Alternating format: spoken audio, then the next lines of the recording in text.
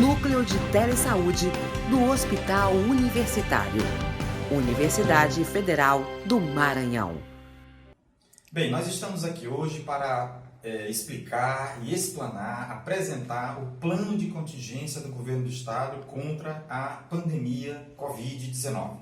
O plano é um plano como qualquer plano, é um plano formal. Este aqui é o plano, o chamado Plano de Contingência Coronavírus do governo do estado do Maranhão. E como todo plano, esse plano ele tem seus componentes. O primeiro componente dele falando um pouco sobre a justificativa, a sua importância como plano estratégico de enfrentamento a uma situação de emergência muito grave, como nós todos sabemos.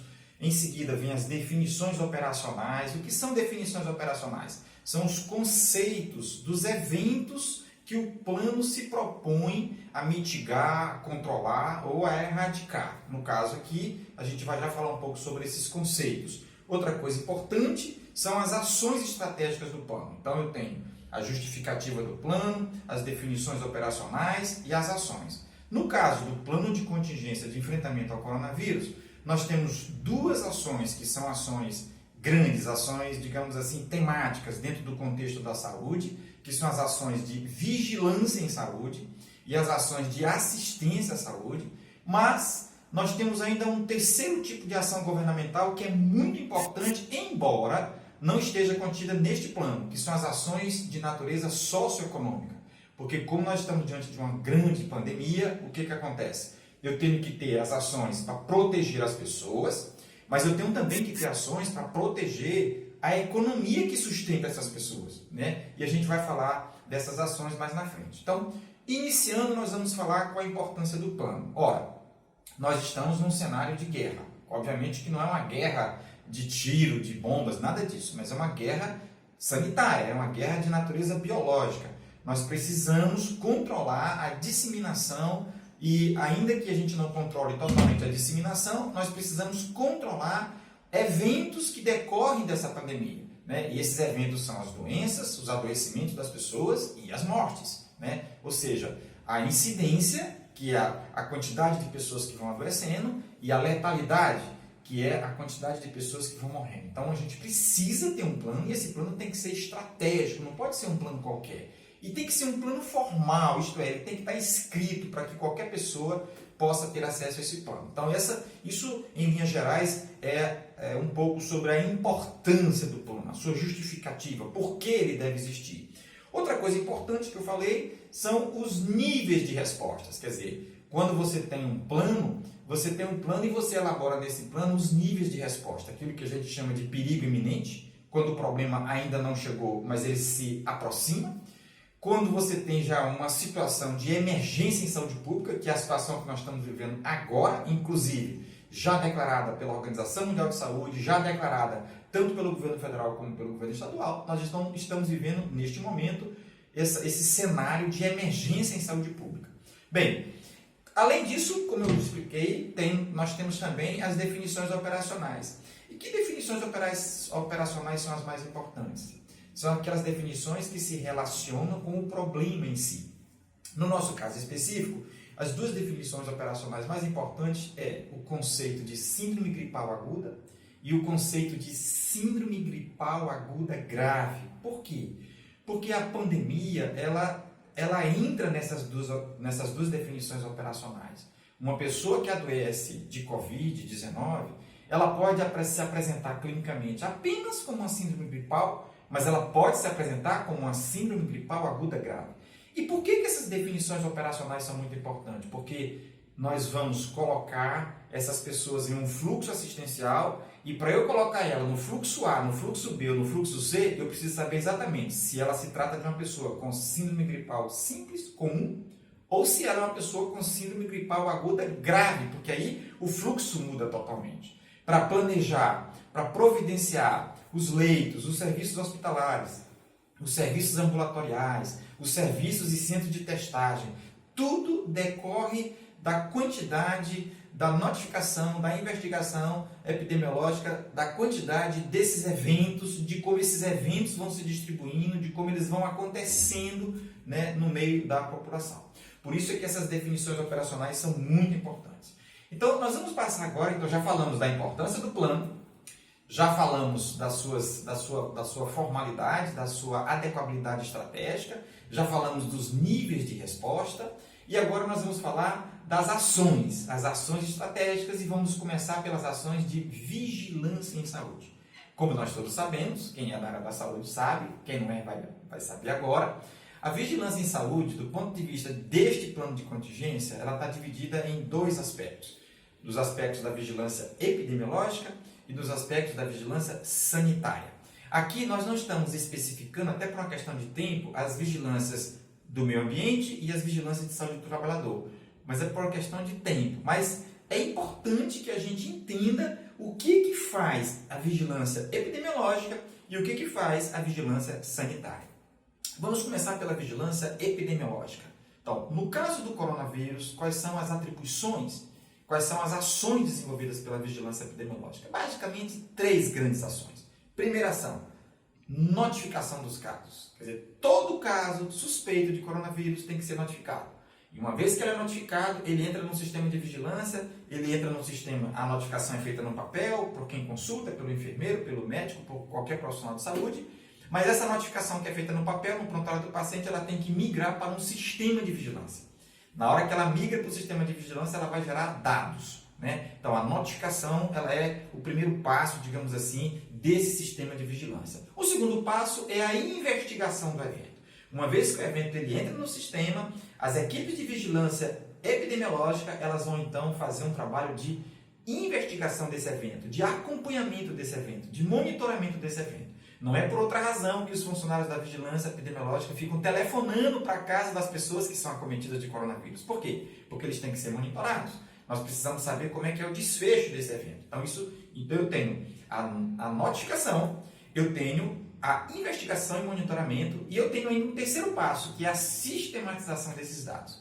E olha que coisa interessante, na medida em que eu vou notificando, monitorando e sistematizando os dados, eu vou criando um acervo de informações para passar para o gestor decidir.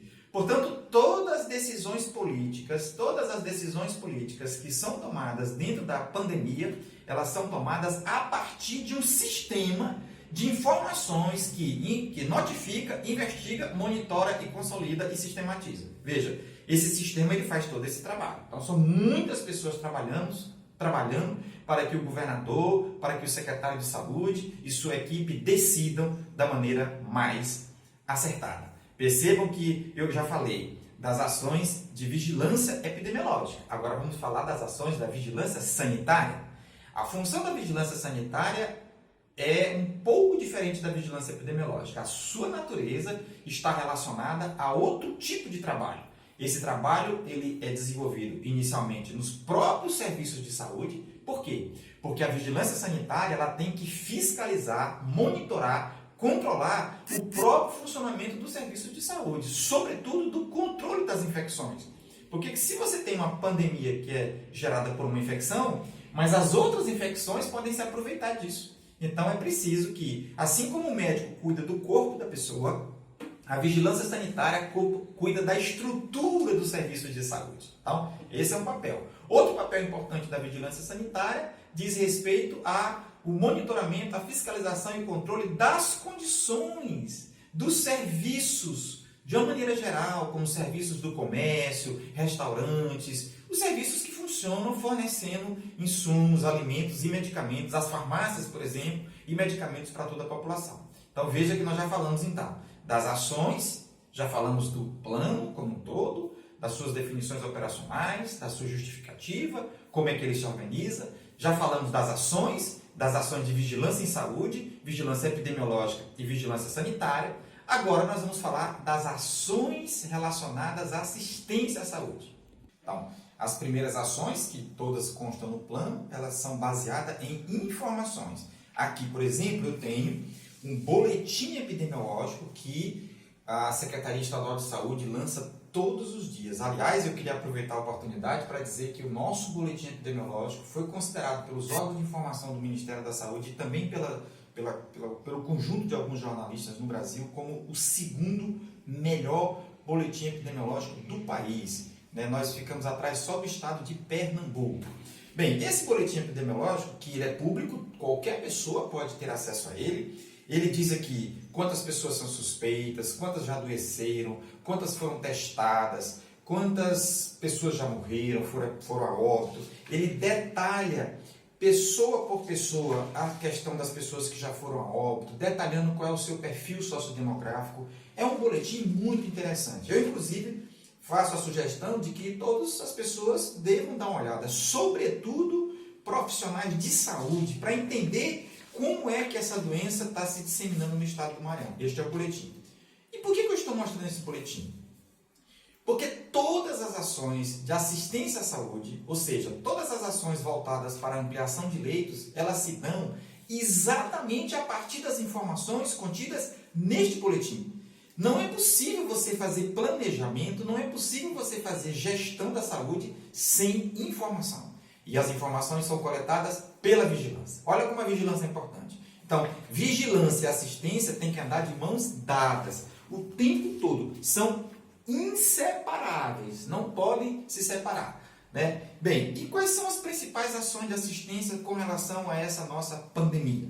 A primeira ação, que é muito importante e que a gente vem fazendo ela no dia a dia, com muita dificuldade, mas a gente está fazendo, é organizar os fluxos assistenciais. O que são fluxos assistenciais? É a forma como os pacientes chegam na rede. Ora, então, por que esses fluxos assistenciais têm que ser muito bem organizados?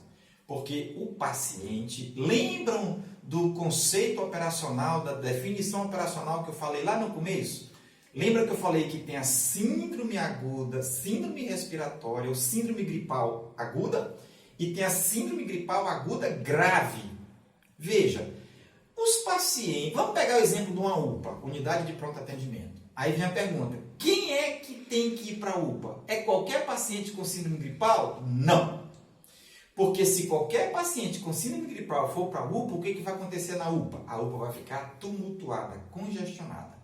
É isso que é o primeiro passo das ações assistenciais, é organizar o fluxo. Então, os pacientes com síndrome gripais comuns, eles devem se dirigir não para a UPA, não para os hospitais. Eles devem se dirigir para as unidades básicas de saúde, para aquilo que a gente chama de atenção primária.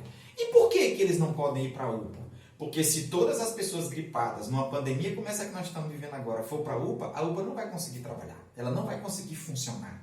A UPA tem que ser para atender os pacientes moderados e graves, os pacientes potencialmente graves e graves. Os pacientes com síndrome, com gripe comum, eles têm que ir para as unidades básicas de saúde. E aí você poderia fazer a seguinte pergunta. Mas vem cá, a população sabe disso? Essa é a pergunta.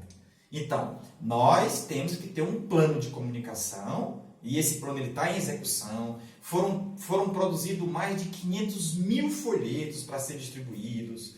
A rádio fala isso, a televisão tem que falar isso, e nós também estamos aqui aproveitando para falar isso. E quando os pacientes eles chegam no lugar errado, geralmente na unidade que ele está chegando no lugar errado, alguém tem que estar lá para dizer para ele, olha, seu Raimundo, dona Antônia, esse seu caso não é aqui, o seu caso você vai voltar e vai que o seu caso é aqui. Então, os pacientes precisam ser informados desse fluxo. Isso é verdade, porque se eles não são informados do fluxo, eles vão para o lugar errado, vão atrapalhar o funcionamento do lugar. Então, como é que funciona?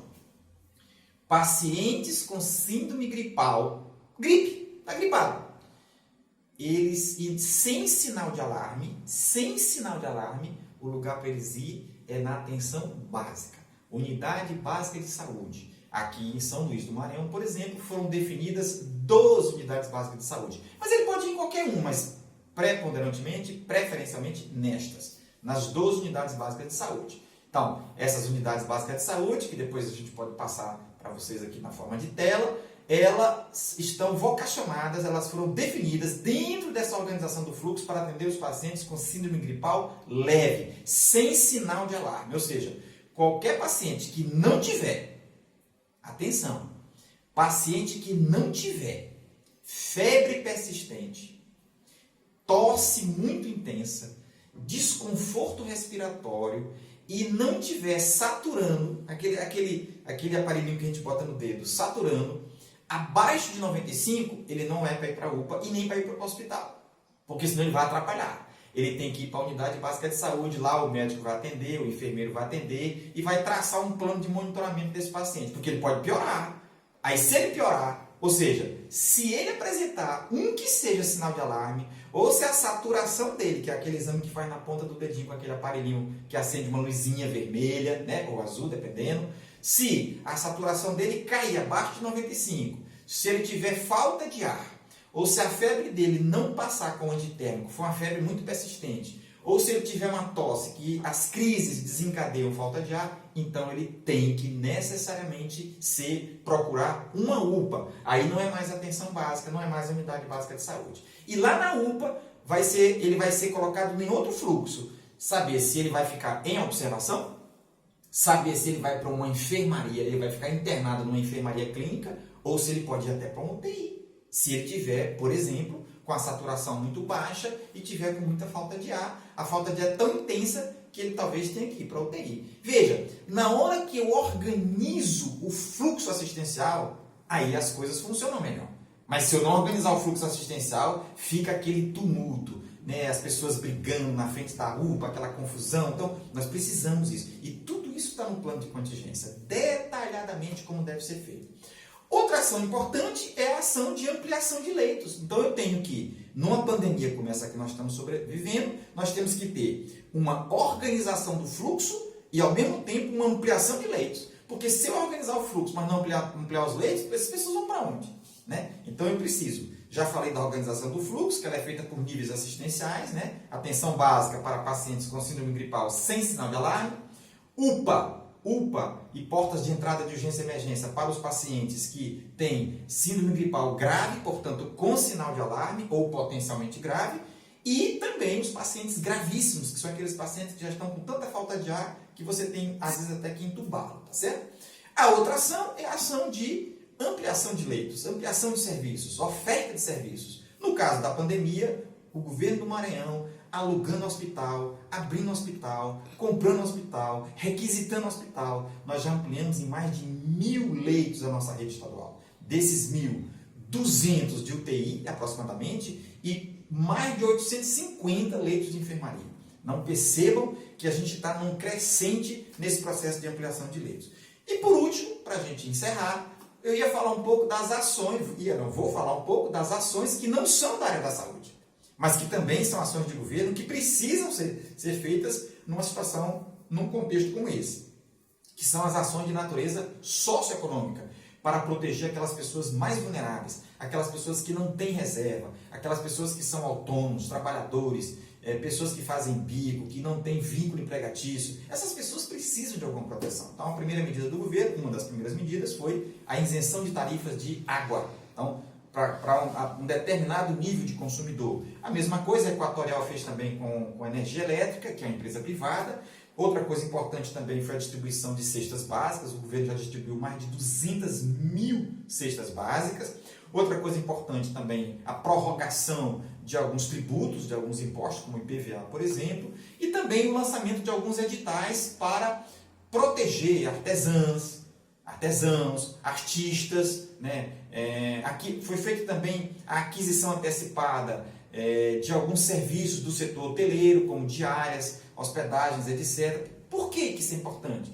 Porque o governo ele não pode deixar a economia adoecer igual a saúde das pessoas. Então, assim como o serviço de saúde cuida da saúde das pessoas, o governo tem que cuidar da sua economia, dos seus serviços, porque nós estamos num processo muito difícil por causa do isolamento social. Então, é importante que o governo do estado também, e ele tem feito isso, tenha essas ações que eu já citei, né? Distribuição de cestas básicas, isenção de tarifas, prorrogação de tributos. Tudo isso é muito importante dentro desse contexto. Muito obrigado.